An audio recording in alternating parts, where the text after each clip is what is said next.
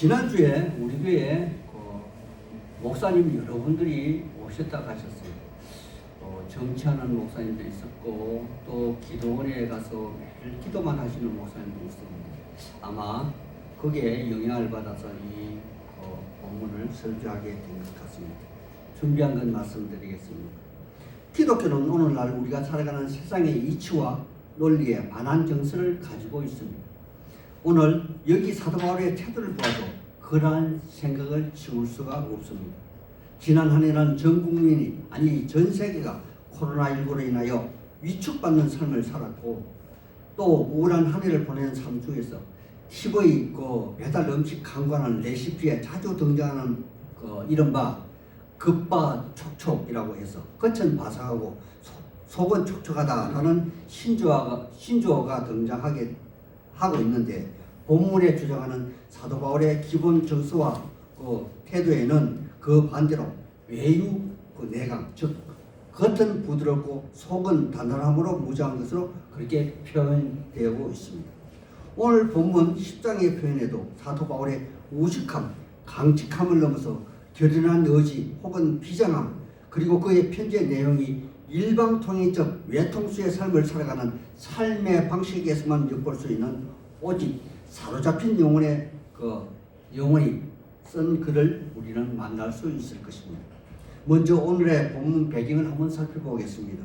사도 바울은 2차 전도 여행 중에 무려 1년 6개월에 걸쳐서 고린도 교회에 머물면서 많은 우여곡절 끝에 교회를 개척했으나 그 지역의 지역민의 특성상 큰 부흥에도 불구하고 많은 부작용도 만만치 않게 표출되어 나타나고 있다는 것입니다. 그래서 사도 바울은 1차에 이어서 4차까지 고린도 교회를 향한 애정어린 편지를 쓰고 있는 것이겠죠. 하지만 아직까지 그리스도의 장사한 분량에 미치지 못한 몇몇 초보 성도님들이 그들이 가지고 있는 세상적 기준으로 사도 바울의 신앙적 삶의 방식을 난도질하고 있는 것을 보게 됩니다. 여기에 나타난 그들의 생각에 의한 사도 바울의 평가를 한번 살펴보고 그에 대한 답변을 한번 보겠습니다. 1절에 그들의 눈에 비친 사도 바울의 모습은 그들과 대면하면 유순하고 떠나 있으면 담대하여 엄한 말로 훈계하는 모습을 보인다는 것입니다.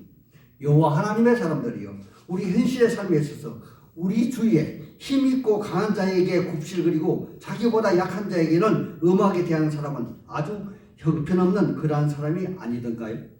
또 얼굴을 자주 대하고 얘기하면 정말 부드럽고 듣기도 좋은 말만 하는데 보지 않고 다른 사람들과 얘기하면서 그 자리에 없는 상대를 비방하거나 음해하며 전혀 딴 모습을 보이는 사람은 역시 마찬가지가 아닐까 생각합니다.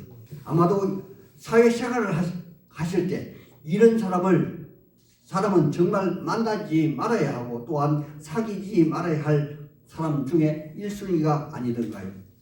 여기 고린도 교회 몇몇 성도님들이 바로 사도 바울을 이러한 저급한 사람 취급을 하면서 소위 사도 바울을 음해하고 있다는 것입니다. 그래서 사도 바울은 첫 번째 질문에 너희를 대면하면 유순하고 떠나 있으면 담대하다 한 것에 대한 답변을 한번 보겠습니다. 그는 이러한 그들에게 자기 자신의 변화된 삶의 방식에서 나오는 강력한 자기 주장을 펼치고 있는 것입니다. 1절 후반절에 너희는 나를 이렇게 세상적인 잣대로 대하나 나는 육신의 삶의 방식이 아닌 나의 생명의 주인이신 그리스도의 온유와 간용으로 대하겠다 이렇게 말하고 있는 것입니다. 여호와 하나님의 사람들이요 사도 바울이 예수님을 만남으로 온전히 예측의 모든 성품을 모두 다 버렸을까요? 아니 베드로, 야고보, 요한이 예수님과 변화산상에서 시간과 공간을 초월한 신비한 경험을 하였다 하더라도 그들의 삶이 온전하게 변화되지는 않았을 것입니다.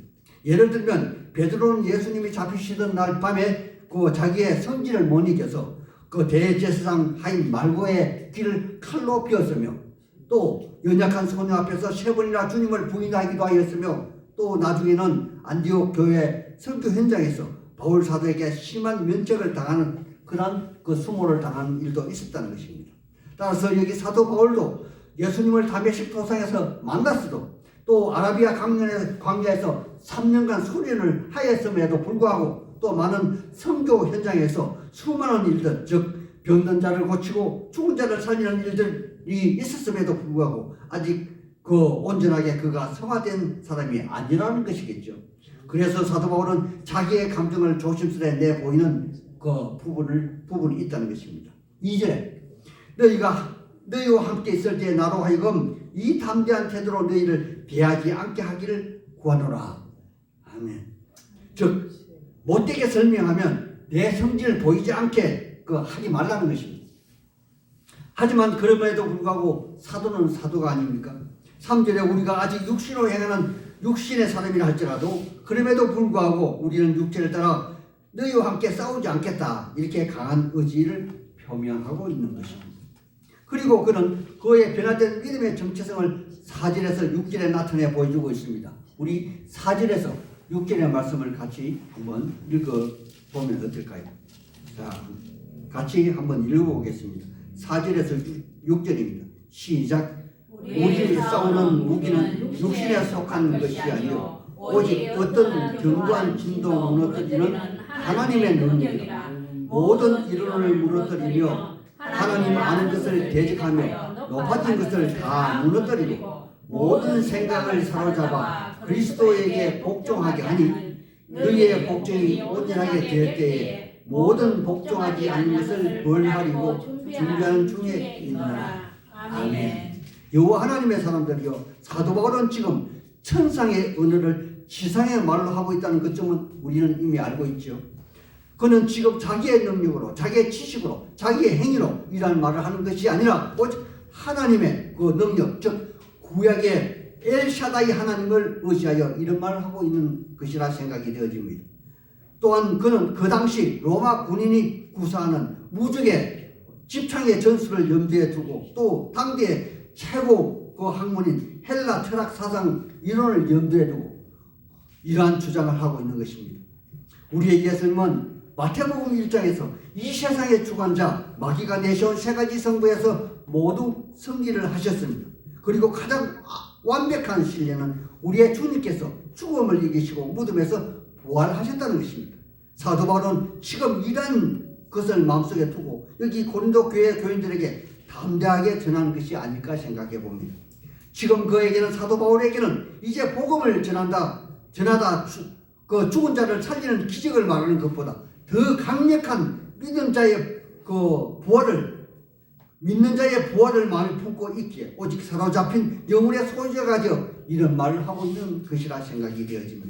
그러므로 그러한 믿음의 소유자에게는 어떤 견고한 진도 무너뜨리는 하나님의 능력이 있다는 것이며, 그리고 가장 완벽하여 세상 모든 이론을 아우르는 그러한 이론이라 할지라도 하나님의 능력 안에 무너뜨림을 당할 것이며, 또한 하나님을 아는 지식에 대항하는 어떤 사람의 생각조차도 우리의 주인이신 그리스도에게 반드시 복종하게 되어진다는 것입니다. 여호와 하나님의 사람들이요, 이것은 비단 여기 고린도 교회에 한정된 그러한 말이겠습니까? 오늘 우리 시대, 우리 교회, 아니 나는 어떠한가요? 오늘날 이 시대에 너무나 많은 목사님들과 성도들이 계십니다. 그런데 진짜 하나님을 대면하고 그 믿음을 현실에 적용하는 신자가 과연 얼마나 되냐는 것입니다. 지난해 너무도 많은 신자들이 코로나19 때문에 교회를 떠났다고 합니다. 이러한 생활 태도가 어찌 신앙인의 삶의 태도라 말할 수 있겠습니까? 그들 코로나19 때문에 들어간 그들은 결코 신자가 아니며 단지 교회에 등록하고 다니는 교인에 불과할 것이라 생각이 되어집니다. 또한 오늘날 많은 교회가 교회 내 문제를 사회 이슈화시켜서 사회의 법적으로 가져가고 있습니다. 여호와 하나님의 사람들이요, 이것이 옳은 문제이건 그런 문제이건 아니면 설령 크게 누명을 쓰고 모함을 받는 일이라 할지라도 그냥 그대로 받아들이고 물러나면 어떨까 생각합니다. 왜냐하면 우리는 이 땅에 심판을 받는 것이 아니라 하나님의 판결을 받는 저 천국의 사람이기 때문에 그럽니다. 그래서 사도 바울은 강력하게 7절에 이렇게 주장하고 있습니다. 너희는 외모만 보는도다. 즉 여기서 외모는 세상을 바라보는 것이겠죠. 그리고 만일 사람이 자기가 그리스도에게 속한 줄로 믿을진데 자기가 그리스도에게 속한 것 같이 우리도 그러한 줄을 자기 속으로 다시 생각할 것이라. 아멘. 여호와 하나님의 사람들이요, 우리도 자기 속으로 자신이 그리스도에 속하였나 다시 생각하여 보라는 말은 과연 어떠한 마음가짐을 말하는 것일까요? 우리의 주님은 십자가에 못 박히실 때 무슨 잘못이 있었다는 것입니까? 그분은 누명을 쓰고 음해를 당하지 않으셨습니까? 그럼에도 불구하고 그분의 목소리는 담장을 넘지 않았고 또 넉넉히 이길 힘이 있음에도 불구하고 초연히 대항하지 않았습니다. 그리고 묵묵히 죽음을 받아들이셨습니다. 즉 이 말은 그분의 자유의지로 스스로 선택하여 이 땅의 판결을 받아들이셨다는 것입니다. 그렇다면 여기 사도 바울의 논리는 무엇을 말하는 것일까요? 그가 강력하게 고린도 교회 일부 교인들에게 책망의 말을 전하는 것은 오직 사사로이 자기 자신의 안녕과 근위를 내세우는 것이 아니라 오직 그리스도의 근위, 복음의 근위를 위해 변증하는 것이라. 그는 자기의 안일에 설령 해가 된다 할지라도 그는 절대 무능할 수 없는 일방통행적 신앙의 논리에 따른 주장을 하고 있는 것입니다. 그런데 말입니다. 오늘날 하나님의 영광 때문이 아니라 복음의 진리 때문이 아니라 개인의 사사로운 일탈 때문에 교회에 분쟁이 생기며 또한 어떤 분들은 교회에서 억울한 모함을 받았다 하여 이것을 세상 법적으로 가져가는 것이 종종 이 사이에 벌어지고 있다는 것입니다. 이것이 진정 옳은 것일까 하는 물음을 저는 해봅니다. 여기에 대한 답변이 고린도전서 6장 7절 이하에 분명히 기록되어 있음을 저는 압니다. 읽어드리겠습니다. 너희가 피차 고발함으로 너희 가운데 이미 뚜렷한 허물이 있나니 차라리 불의를 당하는 것이 낫지 아니하며 차라리 속는 것이 낫지 아니하냐. 여호와 하나님의 사람들이요, 바울사도는 8절에 분명 이야기하고 있습니다. 주께서 주신 것에는 너희를 무너뜨리는 것이 아니요 세우리는 것이라. 즉 바울사도의 명백한 의도는 100번 1000번 양보해서 고린도 교회 교인들이 그들 생각에 진정 세상의 논리로 옳은 것이라 할지라도 그리스도의 은혜에 굴복하면 그것이 그들에게 나중에는 하나님의 그 큰 영광을 세우는데 그 공헌을 한다는 역설적인 이야기를 하고 있는 것입니다. 두 번째 10절에 그들의 주장이 사도 바울의 편지에는 무게가 있고 힘이 있으나 그의 몸으로 대할 때는 약하고 말도 시원하지 않다는 것입니다. 여호와 하나님의 사람들이요, 당시 사회에서는 철학 사상이 최고의 학문이라 취급받는 사회이므로 그 철학의 인문으로 수사학, 즉 웅변학이 최고 인기 있는 그러한 때였습니다. 그러므로 말을 잘하는 사람, 즉 고린도전서 1장에 등장하는 아볼로 같은 사람이 득시하며 그러한 사람을 우려하는 그러한 사회였다는 것입니다. 따라서 비록 학문에는 능할지 몰라도 수사학, 웅변학에는 약한 그 사도 바울이 그들의 표적이 되어 있는 것입니다. 또한 사도 바울은 그가 예전에 그리스도를 영접하기 이전에 그가 배워서 알고 있는 모든 일반 사회 학문은 모두 다 배설물처럼 벗어버렸다 하지 않습니까? 그러므로 여기 고린도 교회 교인들이 그러한 사도 바울을 모를 리 없을 것인데 그들의 주장이 편지에는 무게가 있으나 몸으로 대할 때는 약하다 하는 말은 과연 어떻게 평가할 수 있냐는 것입니다.